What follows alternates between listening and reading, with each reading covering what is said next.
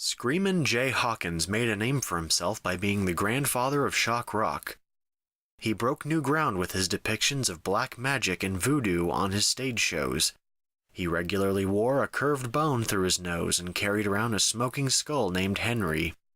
The result of this madman's first major hit, I Put a Spell on You, was a night of intense drinking along with the band at his recording studio. After it was done, what was left was a guttural, moaning, wild tune that would help shape rock and roll.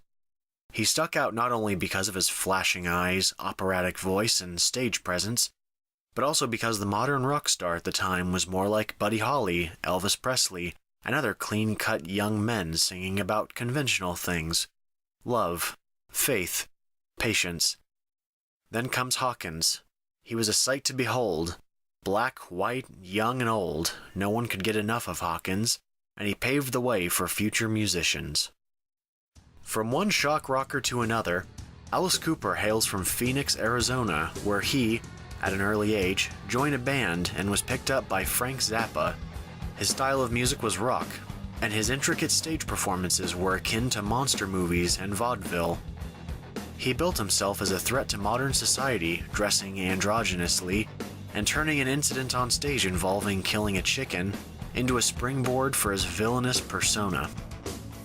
Inspired by Alice Cooper, a group of 4 men, one of which, a would-be rabbi, donned makeup and shocked every parent within earshot. Kiss enraptured young people from the 1970s with their demonic appearance. The look was said to be derived from the idea that they should look like they crawled out from a rock in hell. They made a name for themselves for their music, but perhaps more so with their elaborate stage shows that included pyrotechnics, decadent black and silver costumes, and ghoulish faces. This band would be the first to have such personas, and as much as they shocked, appalled, and disgusted, they also created an identity that transcended the band and changed rock forever. These bands were abrasive and controversial, but these next musicians would confuse and disorient. Bands like Devo and The Residents were taking over. Less concerned with guitars and drums, these bands blazed trails and set standards in their fields, but by no modern convention. The Residents might be the most mysterious and unsettling band ever organized. Starting in 1974, they've released a staggering 60 albums, starting with Meet the Residents. Most of their music consists of deconstructions of Western conventions and conceptual art pieces. The group is avant-garde to say the least, and is secretive, making distinctions between truth and reality sometimes difficult. The residents of The Residents prefer the art to take center stage, and when making live appearances, will remain totally silent and wear tuxedos with eyeballs for heads. This look has become iconic within the group. As strange as they are, the band is known to be early adopters of things like CD-ROM and other technologies. Even though they began in the 70s, they've adapted and have multiple records, CDs, DVDs, and internet shows. Even visiting their website will make one feel off.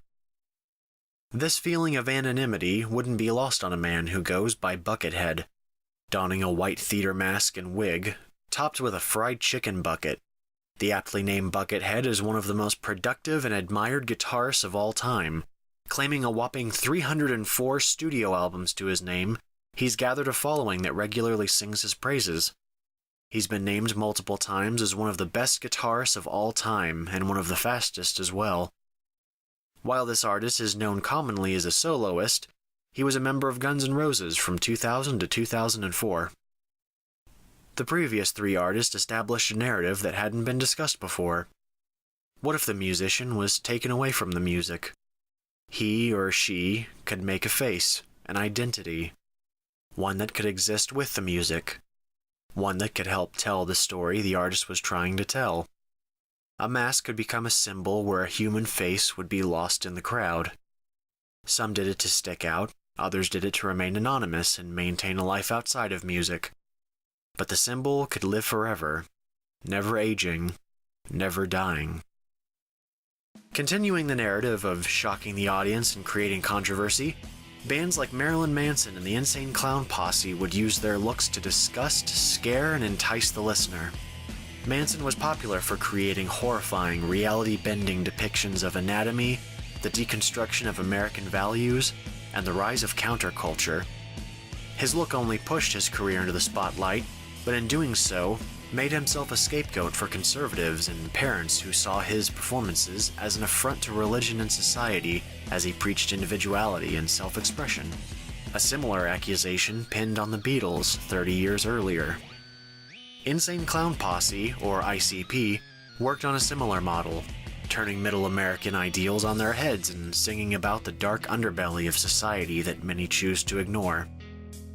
While they did this, they ironically created a tightly knit community of fans that meet every year. They're called Juggalos, and tote beliefs like everyone has a place in the ICP community and acceptance. However positive the messages may be, it hasn't stopped the FBI from labeling the ICP as a gang, a label the fanbase is trying desperately to have removed. Now, instead of musicians using masks to tell a story, they use their looks to rally people around common ideas or beliefs.